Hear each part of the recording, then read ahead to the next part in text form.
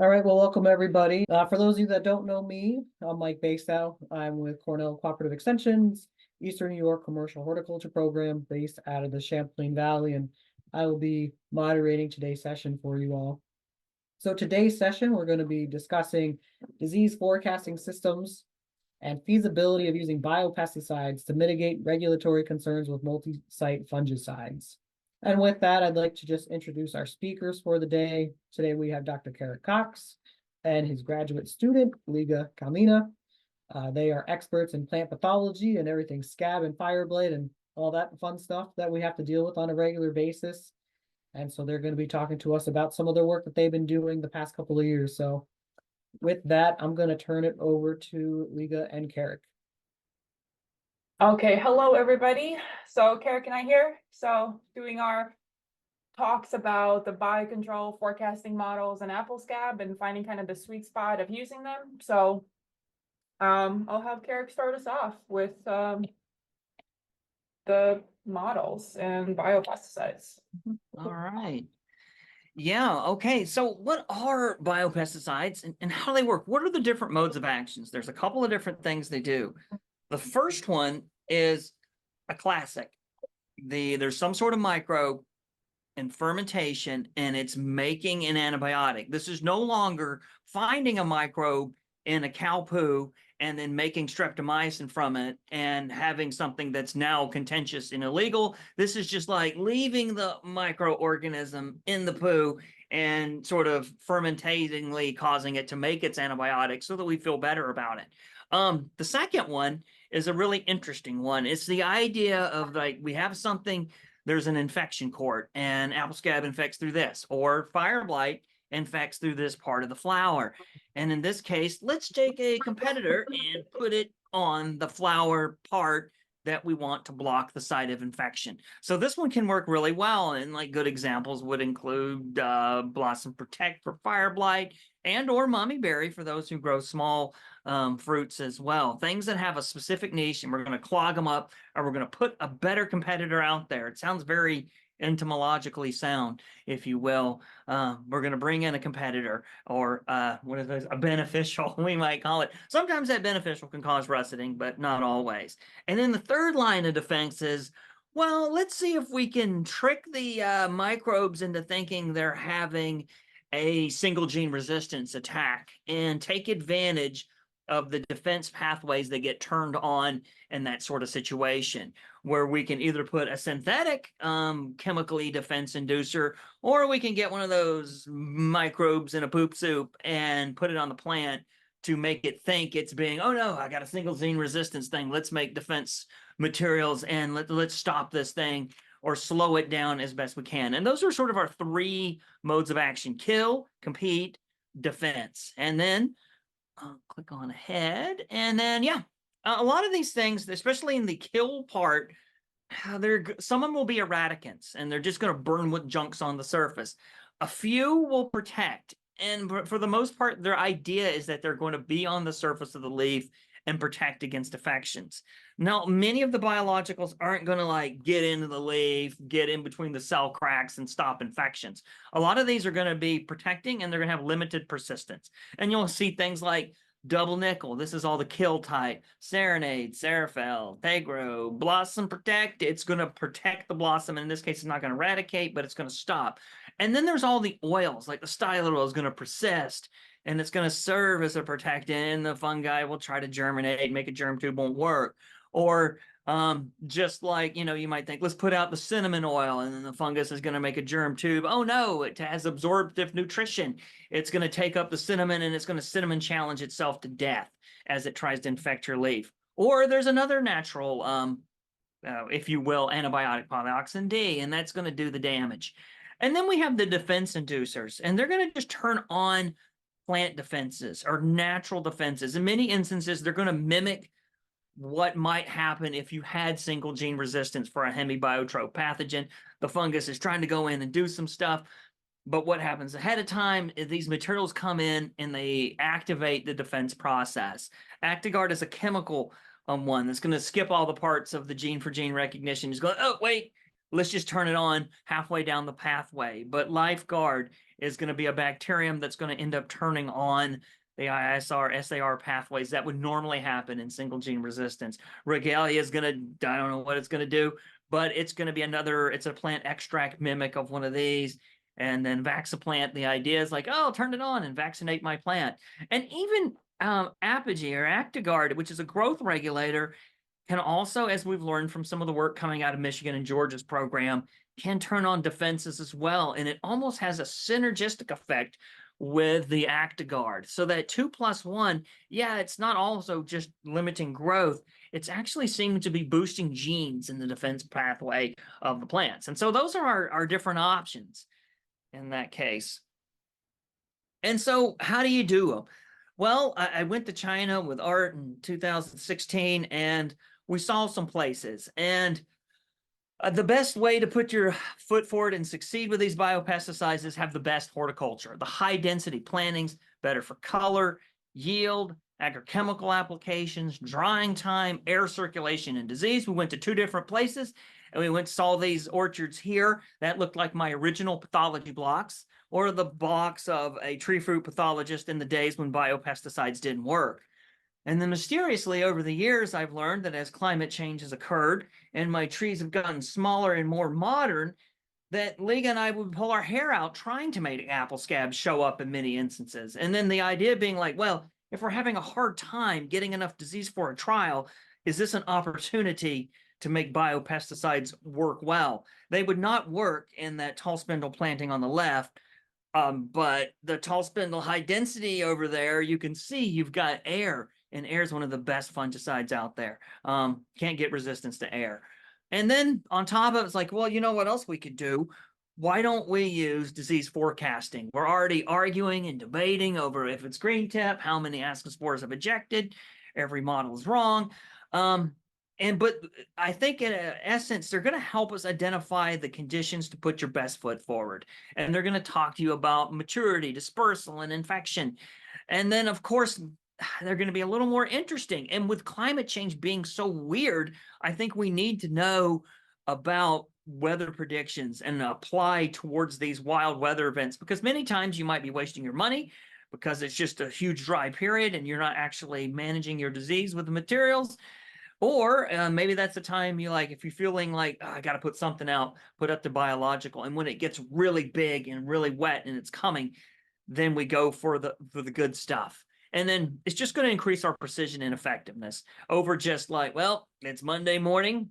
I mean, right now, technically, if we were at green tip, I could be spraying in the snowstorm in Geneva. If I was like, well, it's calendar day, I'm going for it because it's a whatever Wednesday. I don't even know what day it is anymore. Okay, next thing, let's see what we got. And then one of the ones that we have in New York that's free for everybody to use is the NEWA system.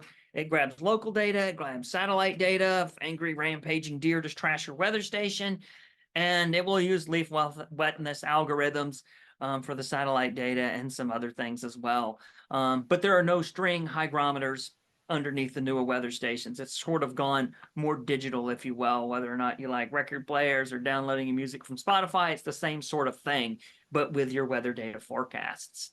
What else do we got? Okay, apple scab. All right, what do we know about it? It lives in the leaf litter, and generally its biology has been synced over time to be more in alignment with Macintosh in our region, because that's what we used to grow. And even though we're changing our cultivars, the fungus doesn't know that the orchard landscape is evolving, and it's probably a little more slow to evolve. And that's why a lot of the biofixes still start with the 50% Macintosh date. So they blast up into outer space in accordance with wetness and light. If it's very dark outside when it rains the whole time, they're not going to eject over the evening. And so that's something to keep in mind when we're looking at models. And from that, infections occur, and they'll produce conidia on the leaves below, the pseudothecia up top, and those are leaves full of conidia, and these can just constantly have other secondary cycles of infection. The spread is fairly local. There's no large clouds of ascospores floating over the Northeast, and management is very specific to the location. And it takes about 10 plus fungicide applications. Or if you want to run with scissors, use the models and put on fewer. One of the things I've noticed recently is we've had warmer winters.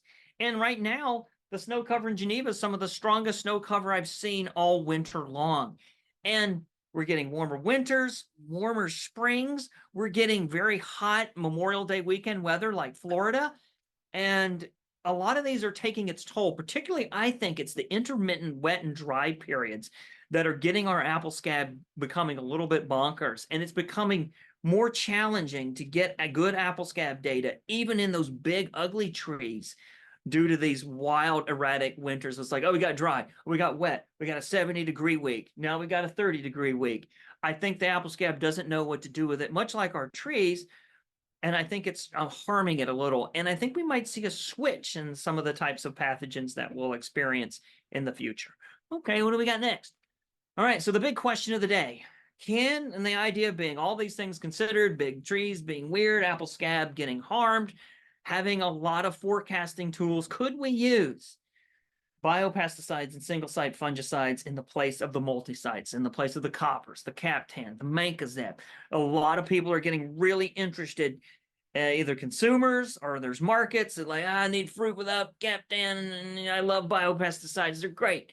And then we published a study already once in Apple funded by the ARDP, the New York Research Board.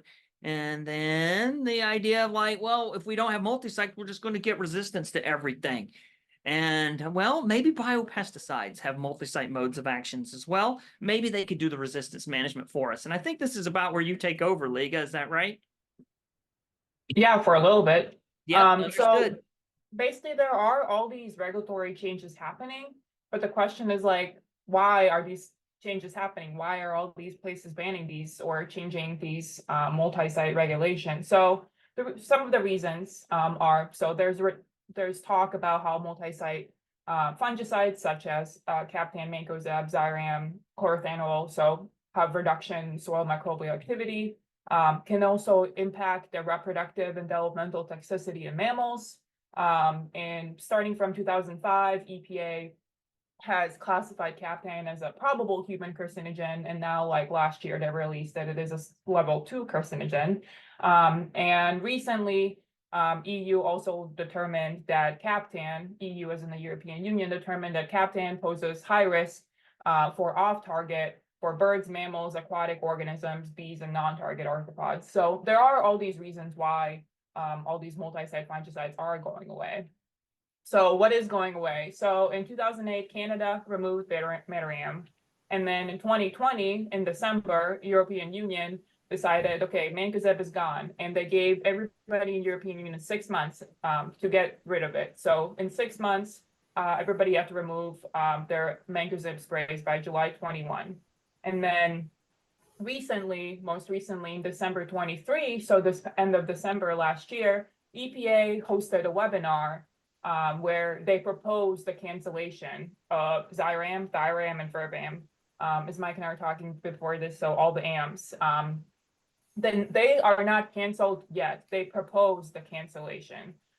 Their proposed interim decision of if they're going to cancel or not is supposed to come sometime between January and March of 24. So right now, it has yet to come out.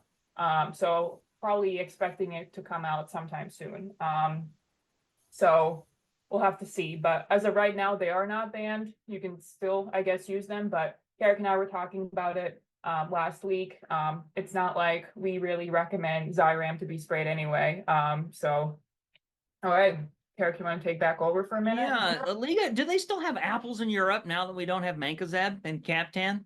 Oh, yes, they do. I just was curious. Actually, when I went to a trip this past summer to Norway, and they've been growing apples without Mancozeb for now 3 years. So what do they do? Roughly speaking. Okay, all right. Well, all right. So this is the idea. I guess we have to get up to the time with the times at some point, or it may not be this year, maybe another year. But the idea, could we do it? The thing about synthetic multi-site fungicides is that they're used in large quantities, but they're great for resistant management. And they can protect against a bunch of diseases, but not all of them.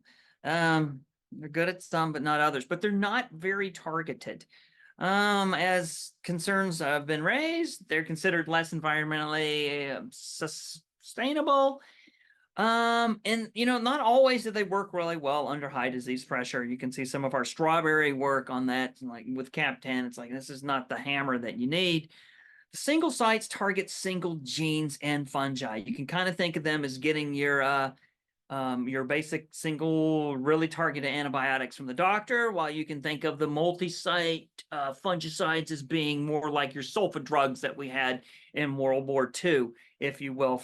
And then the new stuff, these single-site fungicides are like your high-end antimicrobials that you get from the doctor. Highly effective, but as we know from the medical world, you get a risk of resistance because they're just going for one single gene inside a fungus. That's what makes them very good at their job and makes you allowed to put them in at really tiny volumes. And then there's like a beautiful picture, we've all seen it, of Cap 10 mancozeb residue on leaves in order to make our life with apple scab a lot easier, if you will. Works quite well for just making apple scab go away. But what else could we use to increase our chance of planting success? So in the early studies, well, let's pick these two galas, this one vertical axis one and one super spindle one. The super spindle's got to be better. It's got smaller trees, better fungicide coverage. I mean, it must have faster drying time, we guess. We're going to assume it has a less humid microclimate. It would be hard to even attach a weather sensor in a super spindle tree because it's just going to fall off. And less conducive to apple scab. Sometimes you could see these things don't get a lot, even when you leave them unsprayed altogether.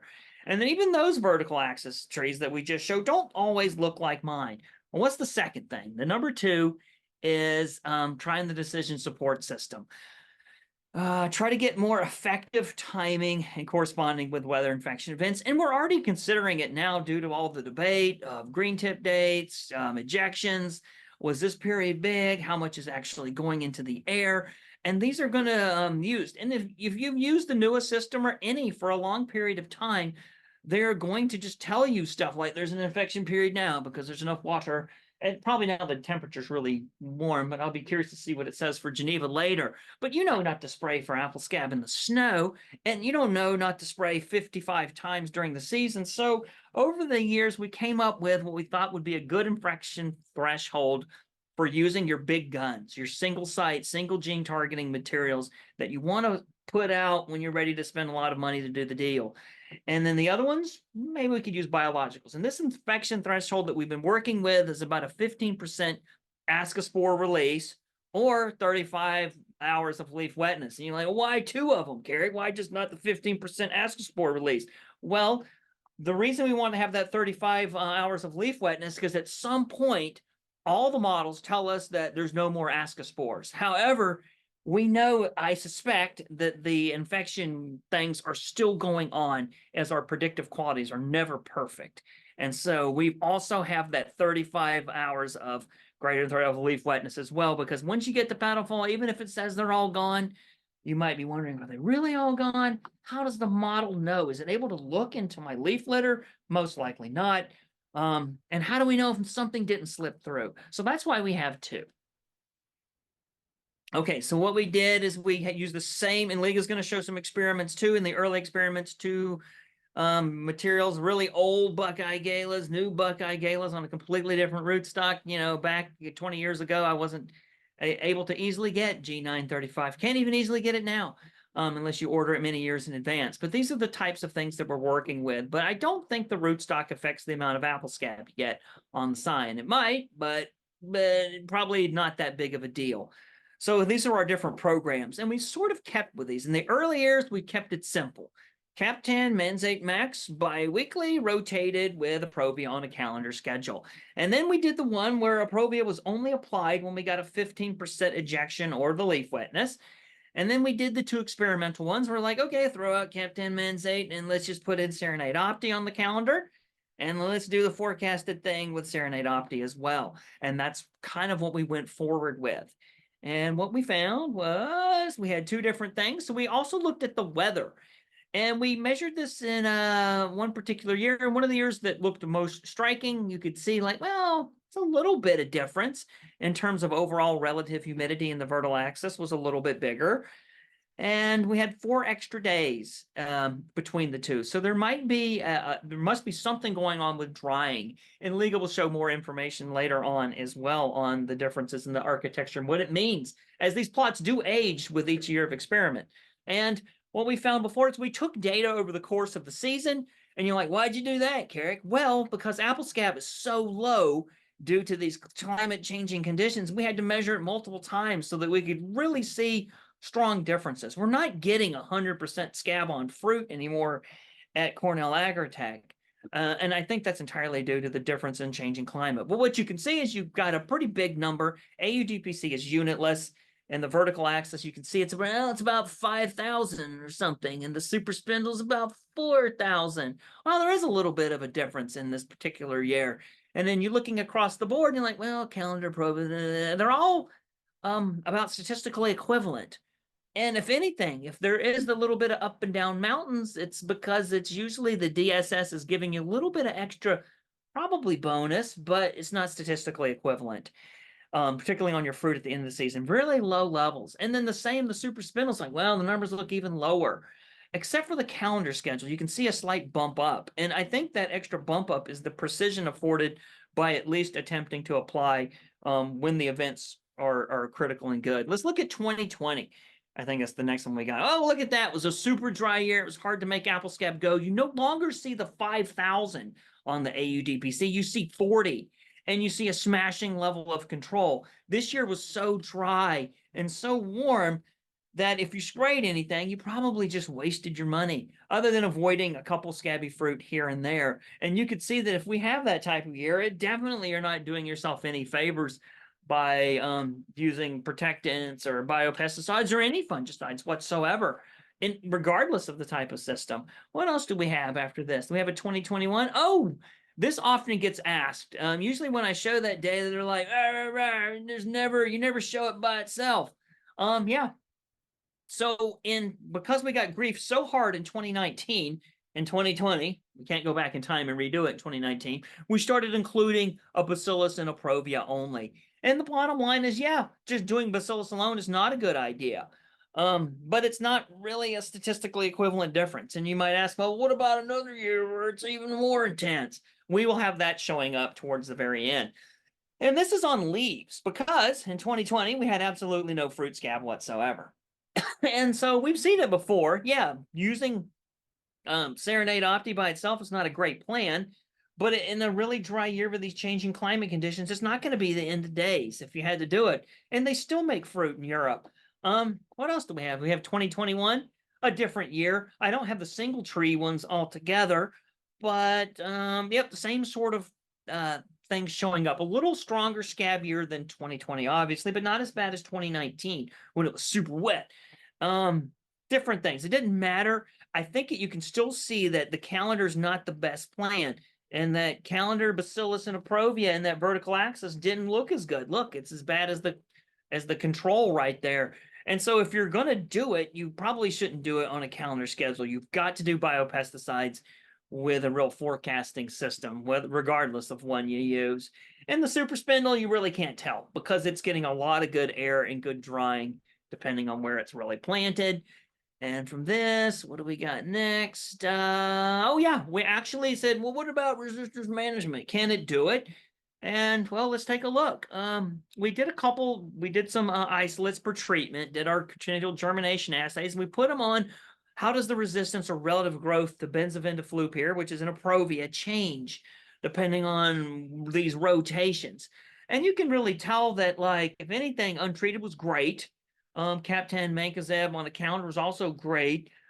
But whether or not you did aprovia alternating on a calendar schedule didn't really matter. Having the DSS was better, and I think the better levels of control probably make for a better picture. But none of these relative growths were anything that would suggest you had a problem with aprovia, and there were never any mutations. So yeah, we see some little blips in terms of the quantitative resistance response, but it doesn't really matter if you swapped in bacillus or cap10 mancozeb in the end. So the past 2 years, we kind of optimized the trial that Kerik was talking about earlier. So we're still using the same, increasing the change of success of using biopesticides. So these modern planting system and decision support systems. And then also, so we have our modern planting system. So these are now trees that this picture was taken past year. So you see how much they've grown. But we decided to optimize the trial design a little bit. So instead of just spraying a Provia, we are trying to make it more realistic. So we are rotating frag groups. So from 3, 7, 11. So we did a Provia, we did Flint Extra, and we did Sevia. And also, instead of doing Serenade Opti and having a powder going everywhere, we're using double nickel because it's easier to apply. And we have found that Kerik and I really much rather would spray liquid fungicides than powder fungicides and them going all over the place. So the same trial, the same kind of setup. We have a vertical axis and super spindle. So now this is a couple of years later, and still have the randomized complete block design with the 4 single tree reps for the vertical axis, or the 4 rep panels with 5 trees each for the super spindle. So here's where it gets a little bit different. So we have still our simplified conventional standard program. So we have our Manze, Max, and Captex, and we rotate them instead of just with a Provia, but also rotating with Flint Extra or Sevia. And we still have our either NEWA forecast ejection for both the simplified grower standard and then also for the experimental biopesticide trial. So for the biopesticide, like I said, we were doing double nickel and then rotated them bi-weekly with a Provia, Flint Extra, or Sevia. So you can see that we did both. So one for the calendar and one for the NEWA-based forecast trial. So this is where it gets a little bit interesting. So Kerik showed the data from I think that was 2019 or 2020. But so I have 2022 and 2023 data about from the weather sensors of the relative humidity in the vertical axis and the super spindle plantings. And you can see first that in the vertical axis in both years, there's higher percentage of overall relative. So this is the mean throughout from when our sensor started working from April 12th till August 31st. There is a higher, somewhere between 2 and 4% higher relative humidity, but this is where it gets a little bit crazy. So in 2022, we got 18 more days in vertical axis with days over 90% relative humidity. And last year, there were 61 days more in the vertical axis planting of days over relative humidity than in the super spindle planting. So like Kerik said earlier, air is the best fungicide out there. And we'll see the data from it too. So how we did it, so we did our terminal leaves in July, ratings on them, and then we did fruit. So I will show the fruit data. So this is from 2022. So you can see here, so you already can see that the scab out there. So we don't have the AUDPC values. This is just the incidence. We just took it once in late September. So untreated around 29% in the vertical axis, and then in super spindle. So basically you were looking out here and you're still oh, there's no error bars here. There's nothing here. So actually 2022, I'm sure everybody remembers, was a devastating year for a lot of growers, everybody out here. So we lost a lot of trees and we literally had no fruit. So 2022 fire blight just killed it all. But you can see here in the vertical axis, in the Gala planting, that there's no statistical differences between using the biological programs, whether they're being calendar or they're being the NEWA-based program. So they all work equally well. So you are able to integrate biopesticides with the addition of single sites during these higher chance of infection events. So this is our 2023 data. You can see here, even though there's also already differences between the untreated programs, you can see in the vertical axis, even though there's higher incidence of scab, the incidence is around 15.5% on our untreated trees that we did nothing for. These are the scabbiest ones out there. And then in super spindle, it's only about 9.5% out there. But for the vertical axis, you can see that all programs, there was barely any scab on there. And then in the super spindle plantings, complete management for all programs. very little scab, a lot of air. So basically, we got complete control, whether that being the biological programs or the standard programs. So I wanted to share this. So this is the amount of seasonal rainfall in inches and seasonal leaf wetness hours that we got. So I have included the data from the 2019 and 2021 of the previous trial that Kerik ran. And then I have from the past 2 years of 2022 and 2023. And you can see that like in years when there's heavy rainfall, so more than 10 inches, you are likely to require more single site applications.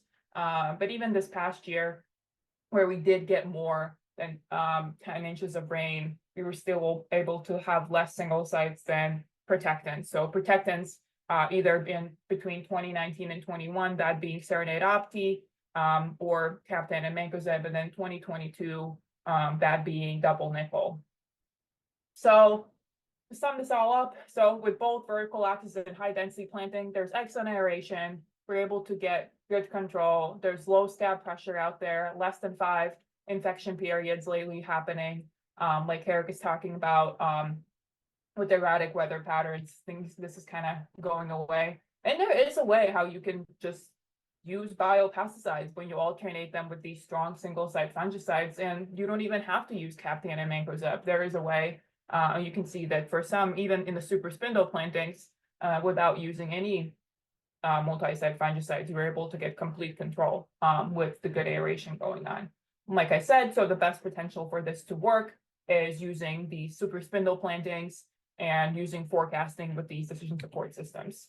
And like I said before, in 2023, we got complete control depending on the program. So, we decided, so there's more than one disease forecasting tool out there than just NEWA. So the previous one, we were using NEWA, the one out of New York State IPM. So we decided to optimize this. So we decided to use NEWA, IPM NEWA, that's the first one. Then we decided, okay, RimPro is a big thing in Europe.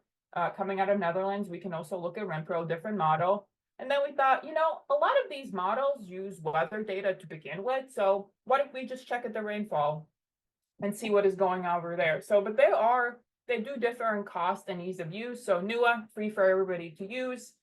Infection prediction based on ascospore release or leaf wetness, just has weather data, and it's relatively quick and easy to use. You can do it on your computer. Most of the times I can just look it up on my phone. RimPro on our hand is a paid subscription service for one station, costs about 250 euros. So that's around $300. So the infection prediction is based on this RIM value. So if the RIM value is above 300, it's considered a high infection period. So it has both primary and secondary, but none of the secondary models are really reliable. The navigation is more complicated. It's not that easy to check on your phone. It's mostly kind of check on your computer kind of deal. But it does use the same NEWA US Weather Service data stream. And then we have the weather app, so free, just quick and easy, pull up on your phone, see what is the rainfall happening this week. So for this trial, we did it on 3 different cultivars.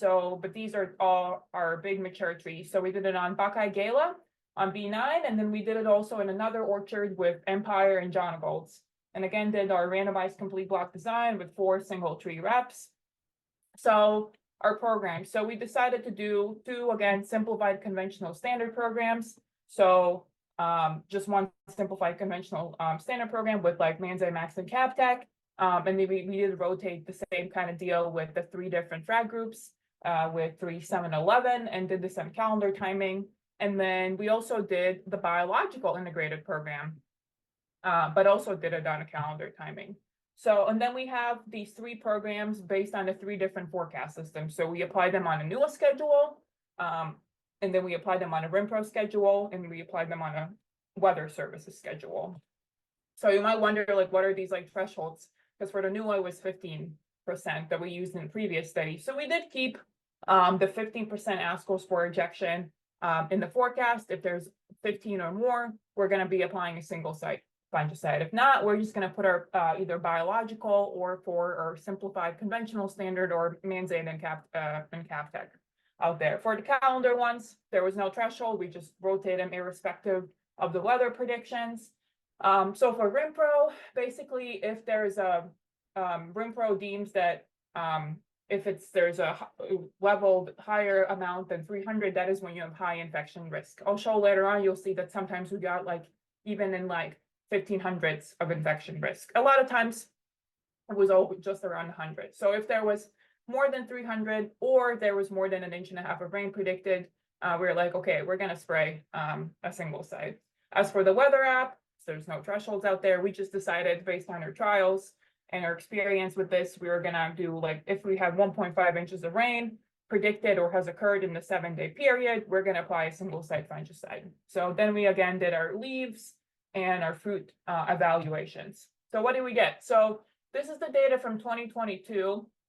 And you can already, like, first thing you can see this. So we did this on 3 different cultivars, and I have like the untreated highlighted over here. And the highest incidence that we got was on Empire, the more susceptible one, but even then it was around like 42%.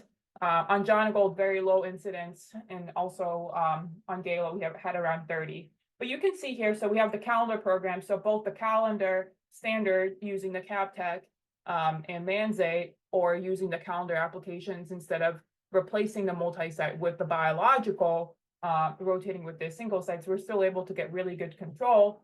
And then we have all 3 of the forecasting programs. So we have the NEWA, the RimPro, and the weather one. So you can see here that this year in 2022, for some of them, there was even complete control, but there were no statistical differences between them. And all of these integrated programs worked as well as your typical calendar standard program, if not even better. So I also have included basically our, this is a very busy table, but these are all of our applications, because a lot of times when we give the stock, we get asked like, oh, when did we actually apply these things?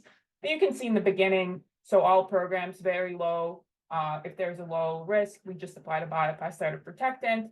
The one thing I have here that, like, when the cells are showed in different colors, that's like when the prediction was different among the different forecasting services. And you can see that, so for example, in 2022, for bloom, during the bloom stage, we applied a biopesticide because that was the rotation at that time, when for the weather service, like for all of the forecast ones, we had to apply a single site, because you saw there were 32% of ASCO scores